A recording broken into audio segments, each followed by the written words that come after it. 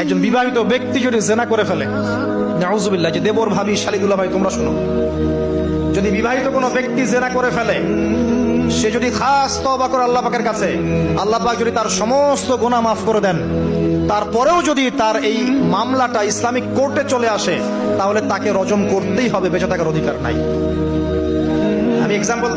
আমি দলিল দিচ্ছি, শোনেন। নবী সাল্লাল্লাহু আলাইহি ওয়াসাল্লামের একজন সাহাবী, মহিলা সাহাবী, তিনি পাপ করে ফেলেছেন। কি করেছেন? জেনা করে ফেলেছেন। বিবাহিত ব্যক্তি ছিলেন। নবীর কাছে এসে বলছেন, ইয়া রাসূলুল্লাহ তাহিরনি, আমাকে পবিত্র করুন, আমি অন্যায় করেছি। নবী সাল্লাল্লাহু আলাইহি ওয়াসাল্লাম বলছেন, মুখ ফিরে নিচ্ছে, একবার ডান দিকে মুখ ফিরাচ্ছেন, একবার বাম দিকে মুখ ফিরাচ্ছেন। নবী শুনতে যাচ্ছেন না, কারণ এটা কোর্টে চলে আসলেই বিপদ। নবীজি বলছেন, বাসায় যাও, বাসায় যাও, তওবা করো, আল্লাহর কাছে তওবা করো, আল্লাহ মাফ করে দিবে। বাসায় চলে যাও, বাসায় চলে যাও, তওবা করো, আল্লাহ মাফ করে দিবে। সে মহিলা বলছে, না ইয়া রাসূলুল্লাহ, আমি অনেক বড় অন্যায় করেছি, আমাকে পবিত্র করুন। আপনি পবিত্র না করেন তাহলে পরকালে আল্লাহ আমাকে শাস্তি দিবেন, আমাকে পবিত্র করুন। নবী সাল্লাল্লাহু আলাইহি ওয়াসাল্লাম বললেন, বাসায় যাও। তুমি গর্ভবতী হয়েছো? হ্যাঁ। বাচ্চা খালাস করো, তারপরে এসো, তোমার বিচার করে দেওয়া হবে। সেই মহিলা বাসায় ফিরে গেল, তওবা করতে থাকলো, তার গর্ভের সন্তান বড় হতে লাগলো। এক পর্যায়ে সন্তান জন্ম হলো।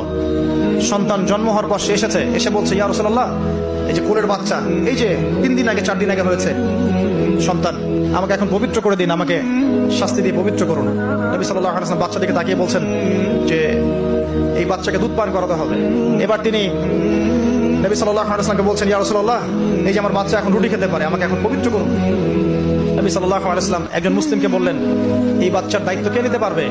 একজন মুসলিম সাহাবী বললেন যে আমি নিব ইয়া রাসূলুল্লাহ। তখন তার হাতে বাচ্চাকে সুপর্দ করা হলো।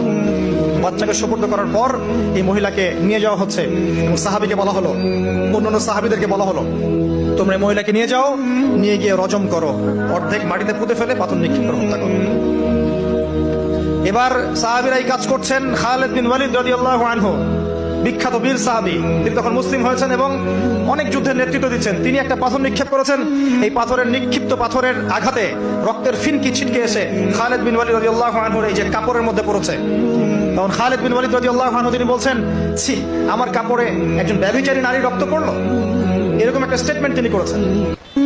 তখন নবী সাল্লাল্লাহু আলাইহি ওয়াসাল্লাম রাগ করে বলেন, ইয়া খালিদ, তুমি থামো, তুমি জানো এই মহিলা অন্যায় করার পর এমন তওবা আল্লাহর কাছে করেছে, এত বেশি তওবা সে আল্লাহর কাছে করেছে, এত বেশি তওবা আল্লাহর কাছে করেছে বিগত এই সময়গুলোতে, এই তওবা যদি পুরো মদিনাবাসীর মধ্যে ভাগ করে দেওয়া হয় তবুও কম হবে। এবং সেই মহিলা এখন জান্নাতে আছে, জান্নাতে নদীতে সাঁতার কাটছে ইনশাআল্লাহ। আমি বুঝাতে পারলাম কিনা? এই মহিলাকে আল্লাহ পাক মাফ করে দিয়েছেন, তিনি জান্নাতে আছেন ঠিকই, দুনিয়াতে তার বিচার নবীজি করেছেন তারপরেও। আমি কি বুঝাতে পারলাম যে বিবাহিত ব্যক্তি ব্যভিচার করলে কিরকম শাস্তি হবে? এরপরেও যারা এখন ওই জেনার অপরাধে লিপ্ত আছেন, অবিবাহিত হন আর বিবাহিত হন, আল্লাহর ওয়াস্তে আজকে গভীর রাত্রে গিয়ে তওবা করুন।